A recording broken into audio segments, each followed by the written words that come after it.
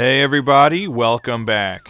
Today we're taking a look at a game that has everything going for it. It was developed by Shooter Masters Psikyo, published by Capcom, and tailor-made for Sega's Naomi hardware. It's Gunspike for the mighty Sega Dreamcast, also known as Cannon Spike in North America and Europe. It was originally released in arcades in 2000 and on the Dreamcast later that same year, and like Gunbird 2, it's a Psikyo shooter that features Capcom characters, including Cammy, Nash, Bulletta, and even the one and only Blue Bomber, Rockman. All of these characters have come together, strapped on some rollerblades, and picked up some machine guns to form the greatest terrorist-destroying task force the world has ever seen. And if that doesn't get you excited to play a game, then I don't know what will.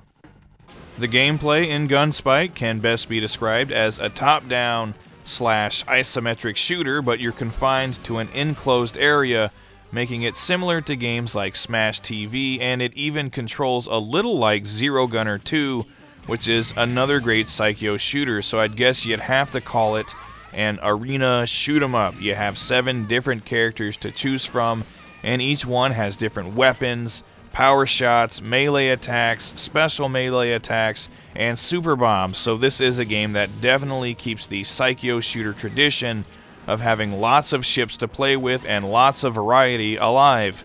Each character is fun to play as, they all have their strengths and weaknesses, but for my money, the best character in the game is definitely Rockman. He's an absolute powerhouse.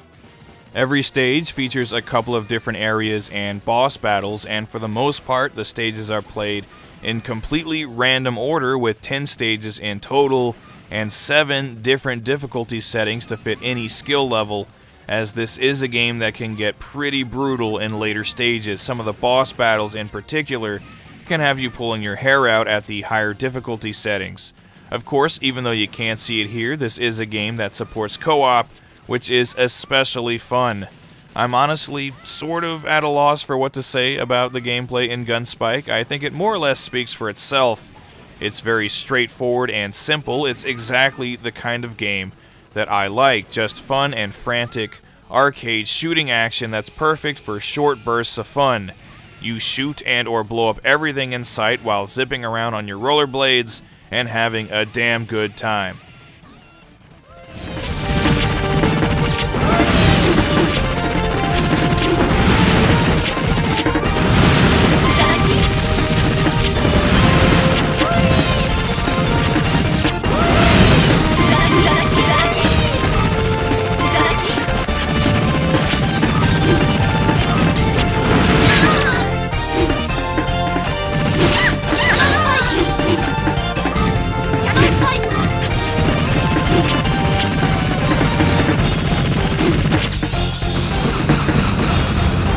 The presentation in Gunspike is the icing on the bullet and grenade-covered cake. In particular, it's just cool to see these Capcom characters in a game and setting that you wouldn't expect to see them in.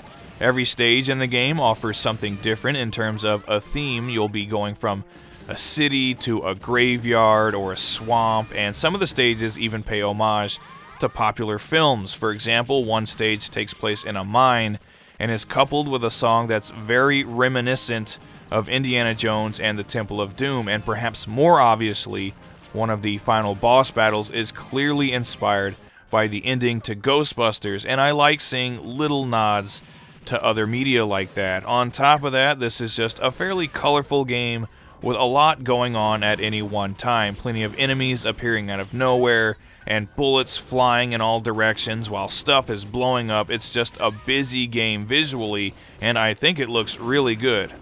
The soundtrack is also good, but a little underwhelming at times.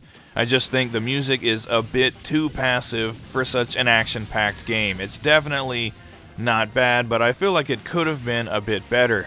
The sound effects and voice work are really good though, so sound isn't a total loss.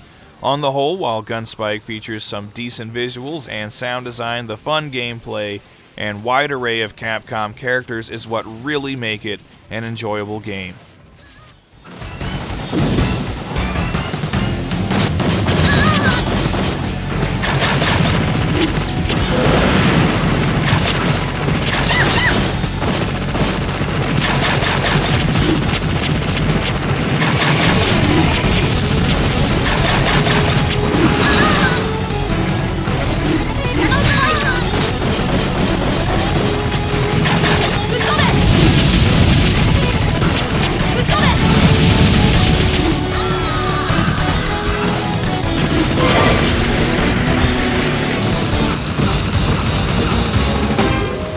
So, Gunspike is a very fun action game that's made just that much better by its Capcom fan service. After all, it is Psikyo, and they always made great games, and this is one that I can easily recommend playing.